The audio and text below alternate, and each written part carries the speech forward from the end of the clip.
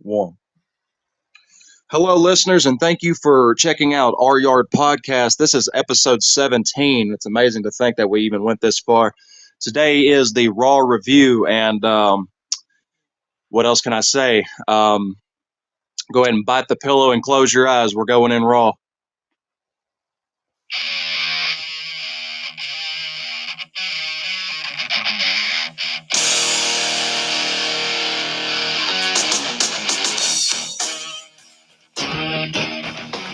Yo, yo, yo.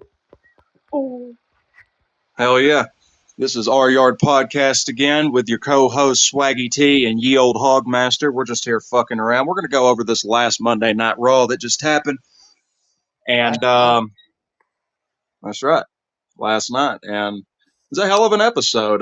Definitely better than the SmackDown that was this last Friday, but we've already reviewed that. I'll leave a card up above so you can check it out. But it started off pretty strong. The Judgment Day came out and pretty much just talking about what they've been talking about for the past couple of weeks about this whole Liv Dom Rhea Damian match coming up, and pretty much just them, flexing the fact that it's like, oh well, y'all weren't champions without me. Y'all weren't champions without us, or y'all were champions because of us, and now you're not because of us. And then Dom, tried to speak, and of course he's still getting the treatment. And dude, it's amazing how over he is as a heel right now. Like even compared to everybody else in that group, it's wild. Oh, But they're nobody gets heat like fucking Dom right now.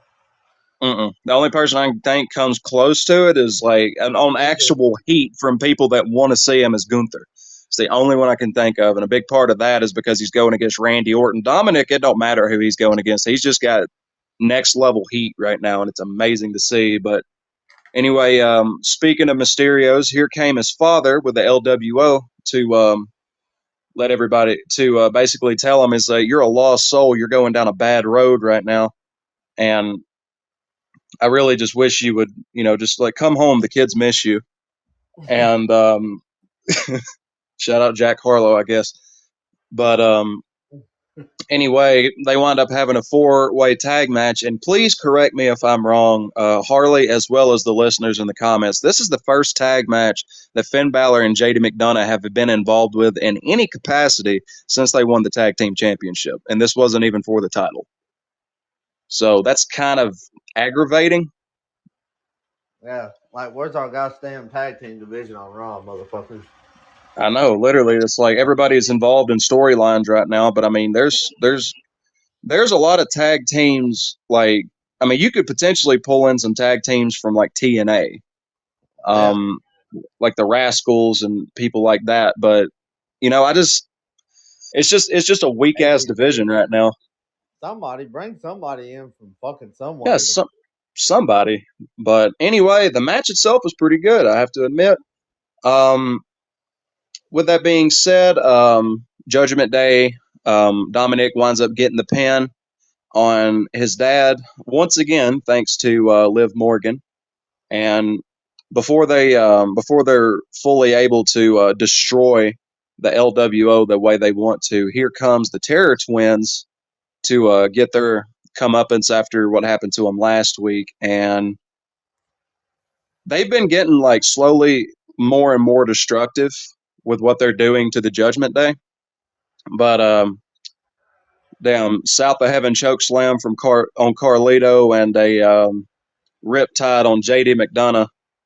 Pretty much, that's a good that's a good that's a good ending to that particular segment. Um, it was a dope match. I mean, to go into the details of it, It was I a think great. it was yeah. Joaquin Wild wound up kind of botching a little bit. They were him and I think it was it Dragon Lee or the other one without a mask. But Uh, either way, I think it was they did Dragon that Lee thing at where it's that like they're time, both jumping off the rope, and Joaquin fucked it up a little bit. But but he also did the did the spot like off the middle rope where they slingshot him.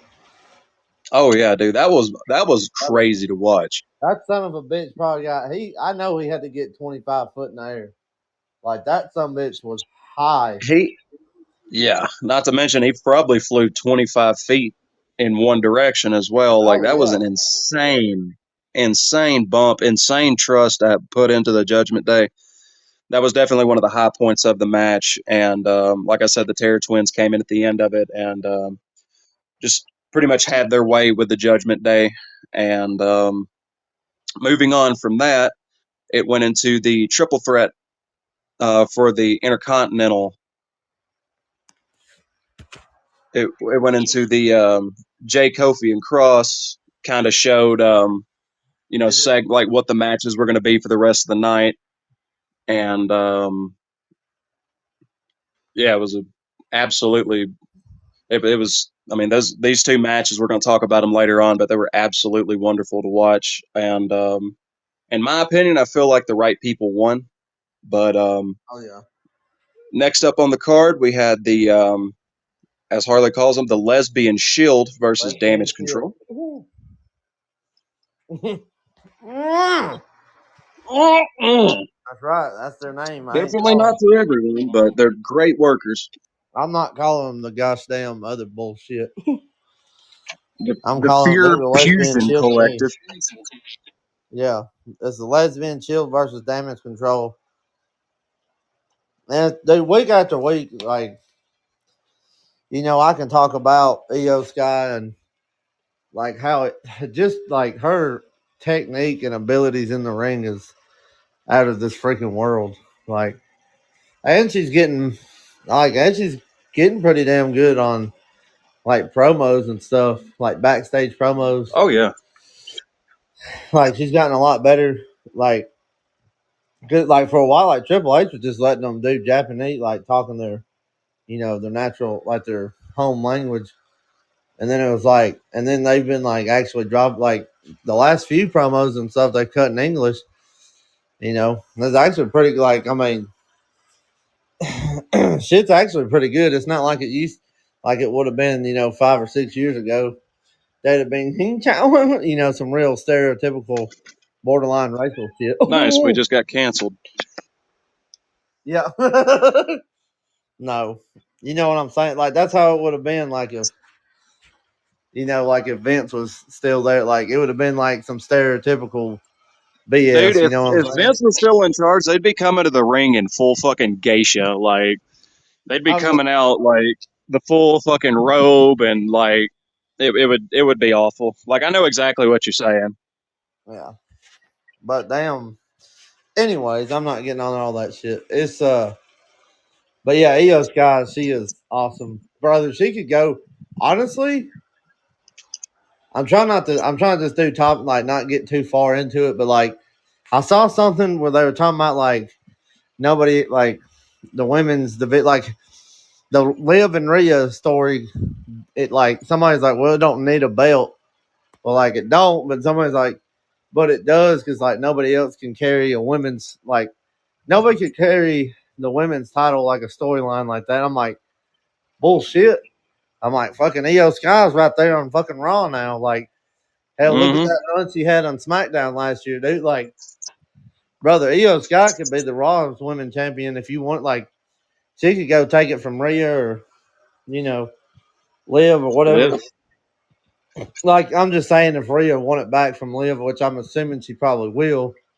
But you know what I mean? Like, Io Sky could beat either one of them and then carry that title, and like, Oh yeah. but anyways, back to the main point. Like, Lesbian Shield and Damage Control had a match. It was Kyrie and Io versus Zoe. Shayna and Yeah, Zoe. Zoe and Shayna. Yeah, and yeah, and like what's her name, Sonya Deville. She was on the side. She was on the, you know, We'll call her Les damn. DiBiase. It's been gosh damn. It's been a long day. She was standing on the damn, on the mat, like outside the ring. I can't remember. I don't know why I can't remember the technical name right now. But anyways, she was standing outside And like dude, it was just man, it was a great tag team match. And like I know people like to shit on Zoe and Shayna or whatever, but dude, they're honestly like they've like okay, their in ring abilities great. And like their promos and shit, like they've gotten them better. They really have. They've been getting better about like getting on the mic and doing all that stuff. So like there's progress what they're doing. So that's always fun to see. And honestly, I wish they would just bring another women's tag team belt, like have one on Raw and SmackDown, like they do the men's. Because dude, they have so much talent in the women's tag team division, they could do it. And like, dude, Shayna and Zoe could be champions. Io and Kyrie could be champions. I mean, hell, if Asuka, whenever she comes back, hell, her and Kyrie could be like the Kabuki Warriors could be champions again. Like, I mean, there's a lot of options you can do. And of course, on SmackDown, you got a lot too. So I don't know. Maybe they'll do something like that and bring in some women's mid card titles and stuff. But anyways, the match was really good, and like Zelina Vega came out and because Sonya Deville was interrupting obviously, and Zelina Vega ran over there and she interrupted, and or she hit Sonya. Zelina Vega hit Sonya, attacked her, and then um Kyrie. Yeah, Kyrie did an insane elbow drop. Like her and Io were both on the top turnbuckle, and the cameras, dude, the camera work last night. Like we all know, if you watch Raw, like if you've been watching the double E, this whole year, 8 months, like the camera work is phenomenal. Like the production is out of this world right now. But that freaking camera shot on the damn when they were both on a turnbuckle and Kyrie hit the insane elbow and then Io hit the over the moonsault. Oh my gosh, dude, that was phenomenal. Like that was chef's kiss. I loved it, Absolutely. and like it was just a great finish. The right people won, progressing the story along, and it was a good match. I mean, one of the best matches. I mean, honestly, there wasn't a bad match last night. Truth be Mm. told, like I don't know which one would be the lead. I don't know which one would be the worst one, honestly, because that one was awesome. And yeah, like I said, David's Control got the dub. Right people won. Um, and then Uncle Howdy vignette. Uncle Howdy was, you know, talking about Chad Gable, like, pretty much the same stuff. Like, just kind of, you've betrayed everybody, and you know, The false prophet is still spreading lies was one yeah, quote I remember from it in particular. But yeah, and pretty much essentially just going all over that and like leading up to the main event that they had last night, which was out of this world as well. mhm. So, but yeah, like anytime Uncle Howdy comes on, it's an A plus, like thumbs up. It's awesome. And the only thing about Uncle Howdy is I kind of hope they don't do with him like they did with the Fiend and like try to push him for a title. Because like Uncle Howdy really like that character doesn't really need, it's not a character. It's kind of like how you feel about like how you felt about Kane back in the day was like how Kane's character really didn't need to be going after championships all the time, like going after belt, like tag No, he's team. just he's a destructive force Yeah. there to simply cause chaos, and that you need that.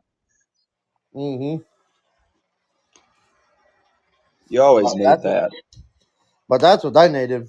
Um, that's what I mean. I just hope if they do, I hope they separate him. Like, do like if they put him into a title, like make it Bo Dallas. Don't make it Uncle Howdy. You know, like Yeah. separate it. You know what I mean? Like, don't get that character into a title picture. But that's obviously if that happens, that'll be later on down, like next year. Sometime like that. But anyways, Yeah, and then after that, Drew walks out and let Trevor take it. Oh yeah. So Drew comes out, starts cutting a promo, talking about basically he just went out there and basically just said the entire WWE universe is enabling CM Punk to continuously getting his ass whipped by him, is how he pretty much put it, and just trying to make all these people, essentially like feel bad, saying, the beating I'm going to give Punk is going to rest squarely on your shoulders, and this is going to be your fault. And you keep like trying to talk CM Punk into thinking that he can beat me in a fight. And so far, the case is that Drew is right. Again, this goes back to what we've been talking about really for the past month at this point, is just how well written these heels are. The heels are written, it's amazing. It really is. Like, I would have never thought that I never would have thought that like an era of WWE would actually have heels that make sense, if that makes sense. Like every time there's a hill, they usually don't have a good reason for being a hill, but it's hard to find a hill right now that doesn't have a good reason for feeling the way they do about things. And there's a couple people I feel like are faces that should be hills, and vice versa. But time will come with those. Um, a lot of that's really on SmackDown as well. But Drew's cutting this promo, and then out walks CM Punk, and CM Punk still got the strap, and he pretty much just I mean, a couple words are spoken, but not much. And then here comes the old CM Punk with the strap, and just immediately starts beating the shit out of Drew with it. And it's a very good back and forth. It's pretty even as far all things considered. But CM Punk is really laying in these strap hits on Drew every time he gets his hands on him. So I feel like that's gonna be one welty ass match at Oh yeah, Bash at Berlin. it's gonna be tough. It's gonna be bloody. Like it's gonna be probably the most brutal match of the night, if I had to guess. And I still feel like CM Punk is. I feel like he's good for a match like that. Oh yeah, like he looks better than ever. Honestly, Oh yeah, like you know. physically, what like his build is kind of insane to see him this big and like his I don't know his build and like how he is. Of course, he's the best in the world. Like honestly, Oh yeah. when you see him in action, it's really hard to debate that. like Yeah, no, it's he's very just hard. It's hard to look at CM Punk even now and be like, yeah, he's overrated. yeah, Yeah, he's not good. Yeah, he's this, he's that. No, he's one of the 10 best workers in the entire wrestling business right now, WWE or otherwise. And I feel like even every time he goes out AEW. there, he just solidifies it. Even AEW, dude, he would be the best in AEW if he was there, but it is what it is. I know probably have an AEW fan listening in and be like, "What about Will Ospreay?" I was like, "Well, what about the fucking ostrich? What do you want us to talk about?" Like, I mean, he's good at flippity doodads. Like, I don't. I mean, he's a good technician when he wants to be, but you want that dude to cut a promo? Good fucking luck. Um, anyway, going farther into the match, going farther into this promo, Punk gets the upper hand and Drew runs away, which has been a common theme of this. Punk hasn't ran away one time.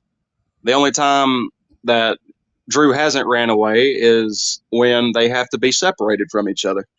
Yep. So Drew kind of playing this chicken shit heel while he's like twice the size of Punk. That's really my only issue with it. But the amount of fight that Punk has in him, I mean, it makes sense. Anyway, directly after that, we get into our first triple threat IC contendership match. It is Jey Uso, Kofi Kingston, and Karrion Kross. And I feel like, I mean, Jey won, but going into the details of the match, Karrion Kross in the ring is looking better and better, especially with him in there with somebody that's as good of a seller as Kofi. I feel like Kofi Kingston really does get slept on for his selling skills. But Jey Uso's a damn good salesman himself, and Karrion's not too much of a slouch either. But with all that in mind, Kofi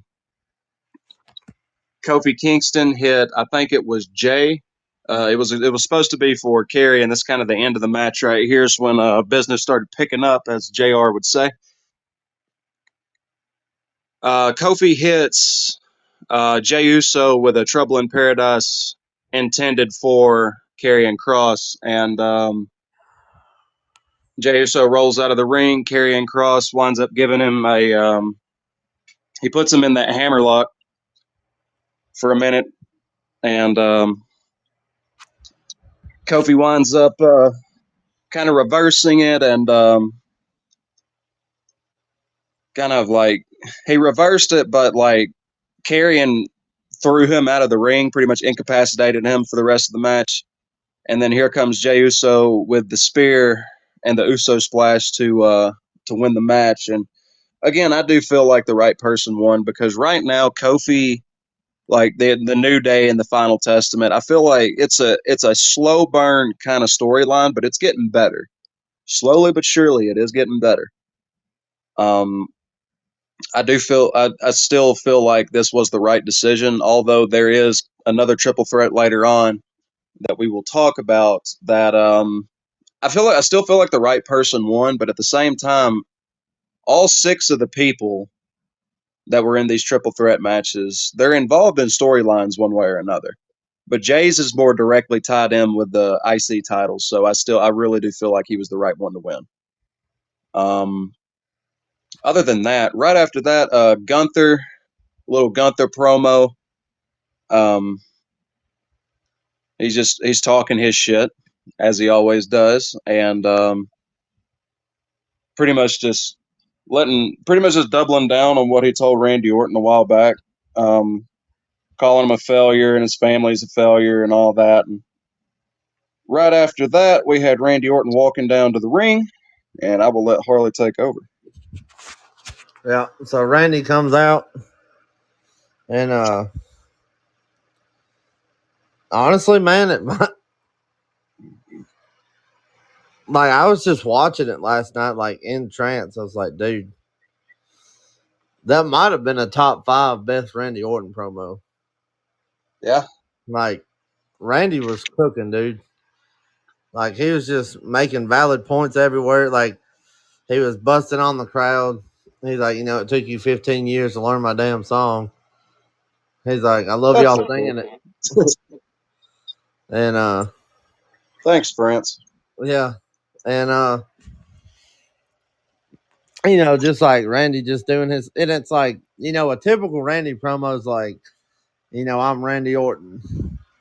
I'm this decorate, like I'm this talent, like, in this case, I'm a, if it's present day, Randy Orton's like, I'm a 14-time WWE world champion. He's like, I'm one of the, like, that's his standard promo, really, is like, I'm Randy Orton, one of the best ever. Like, pretty much it. It's like, and I'm going to, use the 3 most deadliest words in all of sports entertainment is RKO. And which I mean, he did drop that at the end, which is like, I don't know, it's kind of trade, like you kind of expect that anyways at the end of it. That's just what he does. He has to talk about the RKO, but probably because it's like the most iconic finisher of all time. But like, really, it's like Randy was just, I don't know, he got real. Like he's just talking about like what he's went through, like all in life, and actually focusing on Gunther, and just like, I don't know, just he was very in depth and thorough in his promo about where he's at, like what he's wanting to do, and I think it's really good. Like, but see, it's shit like this when Randy does this because he's one of the goats. Like, I don't care who you are, he's on the Mount Rushmore. It's just what it is. But like Randy's just sitting there talking. It's like, damn, I think he's gonna beat Gunther. Like, I just, you know, That's you all you look can hope for. like you low key just get that feeling. I'm like, damn, he's gonna do it. Which I mean, And like I've talked about before, like if he did, it would enhance like a bunch of different storyline, like how you could view stuff. So that would be cool. I don't know if he will. Like I'm still gonna go with Gunther winning. You know what I've always like what I've been saying, what I've been feeling. It would be kind of weird to see Gunther lose, but it would be.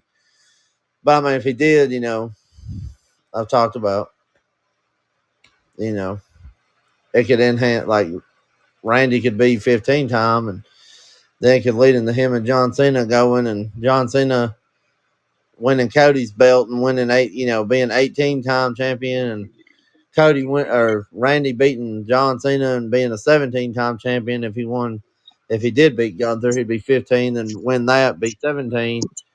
But I mean, if he loses, he could go to SmackDown, and then he'd just be looking at Cody, and Cody's just been handing out matches left and right, like to people, and pretty much just offering it up. And Randy would be the first person to be like,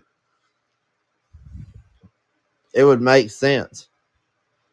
Like it would make sense for Randy to beat, it would make sense for him to beat Cody Rhodes just because of their long history. And then if Randy turned heel and beat him, then Cody could then he could do a heel turn and do all that. So like I don't know. I think it'd be I don't know. There's a lot of stuff, and like just the way Randy cut his promo, it just seemed like anything's possible at this. But like there's so much more left for him. Like he's nowhere near the end. Like he's He got just a lot left in the tank. oh yeah. So like I'm excited about what's going to happen. Very excited for the Bash in Berlin. I hope that's the main event. It should be like Gunther and Berlin. That should be the main event. But then like we've seen with the I'll just call them B-rated pay-per-views. Outside of the top four. I'd say this is like being Bash in Berlin. Like just because he's in his home country doesn't mean he's going to win. I.e. Drew McIntyre at Clash of the Castle. So I don't know. You don't ever know. But anyways, yeah, great promo, like great story. Like there's a lot there. So I'm invested. I'm excited for that. And then after that was the match itself was pretty good. Like it was big meaty men slapping meat. Was Braun Strowman and Bronson Reed. It was a good match. Okay, as far as like in ring, like the match, like they're good in ring workers. I'm not saying that. Like they're great. Everything was good.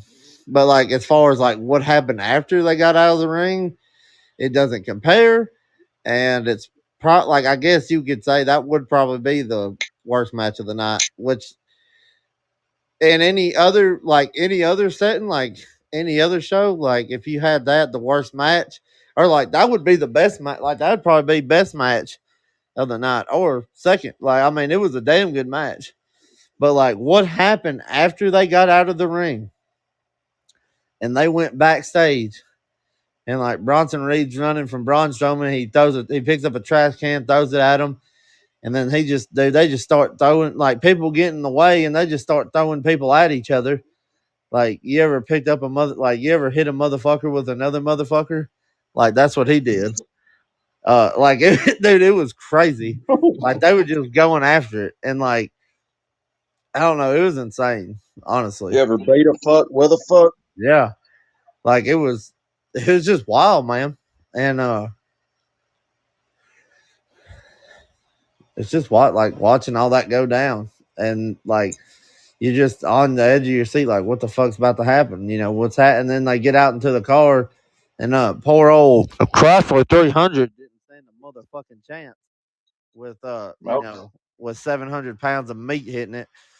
Um, that Chrysler 300 took a beating, and then they just moved over to the To the damn Cadillac. yeah to the other like they moved over to the Cadillac. Damn, some bitch looked like a damn limit, like a half limo or some shit. That some bitch was long.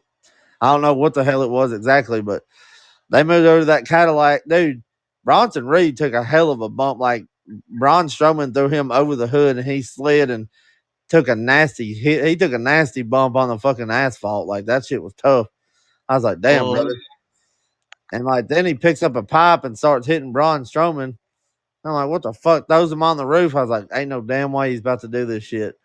And sure enough, he gets up on the concrete ledge and he does a fucking tsunami on that. He does a tsunami on Braun Strowman. I'm like, my God in heavens, like this dude, like he just absolutely train wrecked that son of a bitch.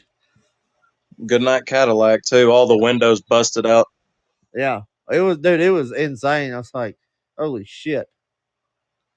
And like, but yeah, you had that happen, and like that went down, and then yeah, it's I don't know, dude. It was insane. Like it was just crazy watching that shit. Like, I mean, Bronson Reed. I mean, dude's like after this push he's been getting, hell, you could make a damn argument that he could be in the main event scene already. Like this dude is over, and He is massively over. he's just doing some insane shit. It's like okay, like they're just doing shit with like stretching them out. I mean, which he ended up, uh, he's announced like he's going to be in a triple threat match next week.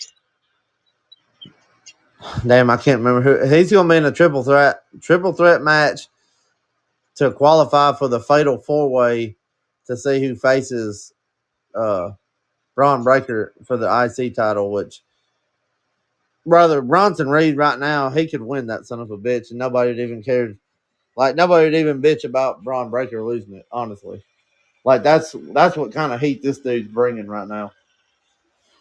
But outside of that, I mean, we got to the it goes to the next triple threat qualifying match that Swaggy T is gonna tell you about.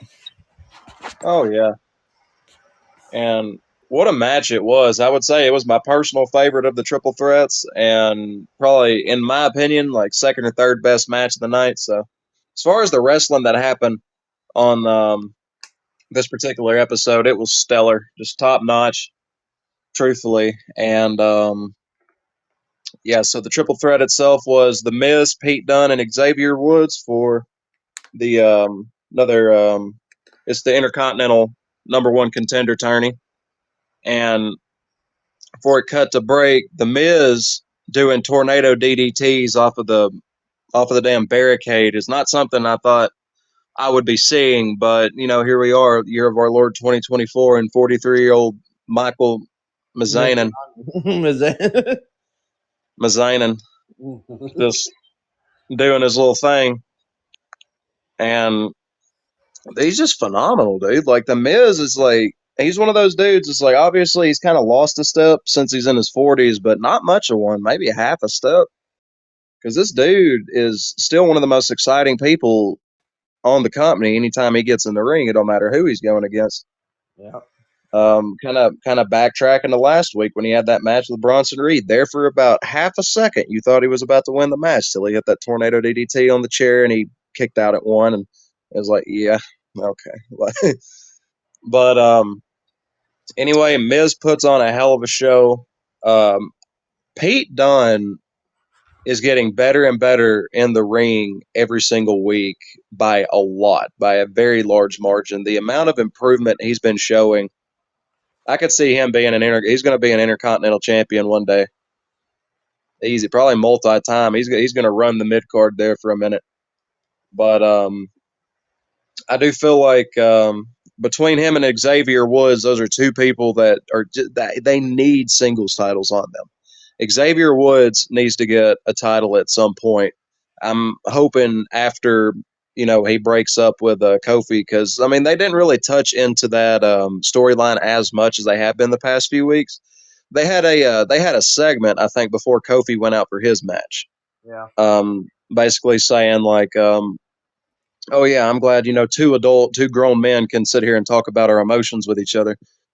And like Xavier's still got that look on his face, like I'm not jiggy with this. I'm not jiggy with the situation, but I'll smile through the pain. And Kofi's just oblivious to it at the moment, I think. But um, other than that, fantastic triple threat match. Pete Dunne winds up getting the win after the bitter end, and gets the pin on, I believe, Xavier,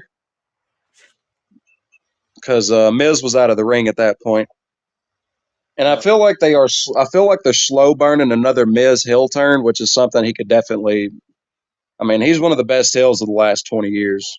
I mean, probably top five heel of the past 20 years, easy. At least in my opinion, Easy. easy. But no, excellent match. One of my favorite spots in the match, like I said earlier, was the tornado DDT before they went to the first commercial break on that particular match. I mean, fucking two thumbs up. Fantastic match, honestly. I don't have any particular notes on that match. Do you? Oh no, not really. I mean, it was just. I mean, very much what you said, man. Like, anytime Miz gets in the ring, it gets electric, and like he fucking Absolutely. like he just brings out the best in people, honestly. And Hmm. like Xavier Woods, like that whole thing, like he's the only member of the New Day that hasn't had a singles title in any form, shape, or fashion. Like, don't know how. Like, truthfully, Did he like, win anything in NXT?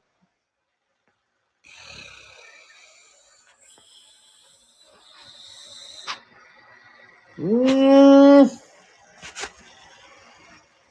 he. I feel like he won. He won something. Maybe the North American Championship at most. I just don't remember him even doing that personally. Yeah, he was damn. I can't remember what he did in NXT. Like, I'm trying to. I know he won an NXT Tag Team Champion. Yeah, I guess that's I know it. he won the tag title. Yeah, he won the NXT Tag Team Championship one time. That was it. Yeah, he didn't win anything else. All right then. Yeah, like the only he won King of the Ring in 2021, but that didn't really do anything. So Not really. Didn't pan out so much, unfortunately. yeah, it's not like it is now where you're guaranteed a match. You know, like where you're Yeah, you're, guaranteed a title match. So you're just king of the ring, which is unfortunate. yep, but yeah, I guess after that it was the Terror Twins promo. They really it just went, you know, nothing too much, like nothing in depth, nothing that's different than what has happened. You know, as of late, it's just like there's just Damien and Rhea talking, and Rhea. The only thing really memorable about it, like, was Rhea spoke Spanish, Yeah, and Damien was like pretty much he's like essentially it means we're the devils and like we're here for you or whatever. So that's pretty much that. So that's like I don't know. Like my hell, we know what's happening. We know the storyline. We know what's going on. What's going to happen? Like they're probably gonna. I don't know. They're probably gonna win Saturday. You know, I say that hell they might not win until Liv and Rhea have another title match. Like honestly, how it's been going, but you can't really. I don't know. You can't ever tell. Like I said with these, like with these other pay per views, you really can't tell what they're doing. Like the smaller, like the B tier pay per views, like because they'll just do some random ass shit that you're like, what the hell? Like you weren't ready for. Kind of like at Clash of the Castle when damn, when the Unholy Union won the damn women's tag team titles, like nobody thought that shit was gonna happen. Oh no, But you know, outside of that, we had match of the night. We had easy. Uncle Howdy's ring debut versus Chad versus my bad Perk Gable. Oh yeah, Brother, holy fuck, what a match! Like Uncle Howdy, like doing the Bray Wyatt, like the dancing, like dancing in the ring with him, oh like yeah, like all the Bray tributes was fucking. It was wonderful to see, and like Uncle Howdy just like I knew like going like how good Bo Dallas like how good he is in the ring, or Taylor Rotunda is his actual name. But like knowing how good he actually is in the ring, like I knew it was gonna be a good match. I knew everything was gonna be lining up, but like I don't know, to actually see it unfold and like with Chad Gable, it's like there was moments you're like, damn, like Chad Gable might actually win this shit. yeah. Which like even though it I don't know, it wouldn't have made sense to have Uncle Howdy lose, but it's just how Chad Gable is. Like the dude just there's something about him when he's in the ring, you're just like, damn, like this dude can do it. He can beat whoever the hell he wants. Like when he Oh starts, yeah. he just starts working. He gets in a groove, and it's like, what the hell, man? And of course, and then American Made, like they all run out there. Like Ivy now, she ran out first, distracted him, and then he got Uncle Howdy got outside of the ring, and then uh, what's their name? The Creed brothers, they came out and dragged him out.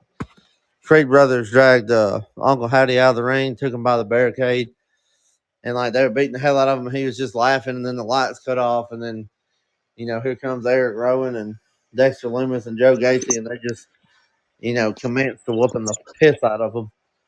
Oh yeah. And like Uncle and Rowan was just brother Rowan was throwing some nasty ass licks, and damn hell Ivy Nile was just on his back, and he's like, I don't give a fuck. He's like, I can't even feel you. Like he was I just don't even doing, register you. yeah, like he was just doing his thing, just balling. I'm like, damn, dude. And like it was awesome to see. I was like, shit. And then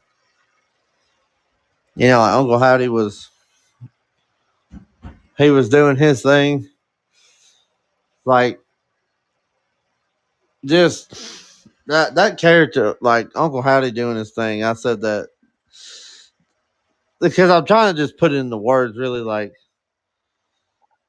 that character is just so fucking good, man. I don't know what else to say about it. It's just and like what he does, like brings it to life, and then like at the end of it, they get in, they have another, you know, they have a little back and forth, and then here comes, Uncle Howdy. He hits him with a damn, like he throws him, like Chad runs the ropes, and he catches him, and he catches him with the Sister Abigail, and my God, man, I don't know There ain't anybody. many people that can sell the Sister Abigail quite like Chad Gable can. Chad Gable is doing God's work with that damn, with his selling of the Sister Abigail. That shit is so nasty. Mm-hmm. Like that shit's diabolical, brother. I love it. Like I love that shit. I think it's one of the best things going on. Right, like I don't know, man. I'm It's kind of definitely my favorite storyline on Raw right now. oh yeah, To be fair. and like I'm kind of curious what they're gonna. I'm kind of curious what they're gonna do with Uncle Hat. Like what, you know.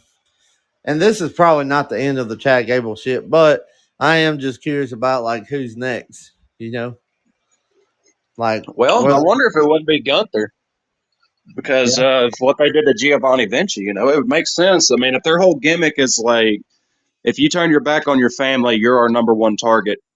yeah, Whereas I don't think Gunther has ever really referred to Imperium as a family. Chad Gable absolutely referred to. The Alpha Academy as his family on multiple occasions. Yep. The only other person I could think of right now is potentially either Kofi or Xavier, depending on how they want to go about that. But I feel like that's probably the two. That's the two I'm pretty sure they're going to be involved. But other than that, I mean, your guess is as good as mine. Yep. But yeah, I guess that's the Raw review. Oh, we It was did a damn did it in man. It record was a time. stellar episode. Oh yeah, it was damn, dude. That was a good episode, man. Like Yeah, probably what 8? I don't know. Yeah, I'd probably give it like I give it an 8.5 out of 10, maybe an 8. yeah. I'll give it an 8 out of 10. It was dude. It was great storytelling. That's a pretty conservative score, but I'm also like keeping in mind that like I feel like the Raws are about to get better really quick. I don't know why, it's just a gut feeling. I feel like after Bash at Berlin, Raw is going to be like absolute must see TV even more than it already is. Yeah, because I But I believe mean, the it's next pay per still view. one. I believe the next pay per view is gonna be Bad Blood, right? After Bash at In Berlin, I October. believe you were right. Like I don't think they're doing anything in September. What it wouldn't really make sense to, truthfully, because Nah, like it's gonna be the first weekend of October, so you'll have all of September to build up to something. You know? feel like maybe even a title change or two on live TV would be a nice change of pace. Yeah, that'd definitely be something cool to see. Haven't seen Oh that in yeah. a while. Mm-mm. Fun fact, guys, kind of unrelated, but the last time a title changed hands at a dark show was almost 10 years ago in 2015. Yep. Didn't know if y'all knew that or not. And the last time a WWE championship has ever changed hands on a dark show was when Alberto Del Rio dropped it to CM Punk in 2011. Which And is kind of insane to think about. yeah, no, it's crazy to think that, like, imagine how lucky those people must have felt after they went home. Oh yeah, like to Because the see fact that CM they Punk. even saw a title match in the first place, but the fact that they actually saw like it change hands, Yeah. that's got to be And to see it change hands to CM Punk, who then went on a historic run with it. who at that time was probably the most over champion.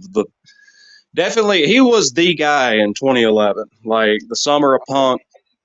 I mean, fucking again, chef's kiss.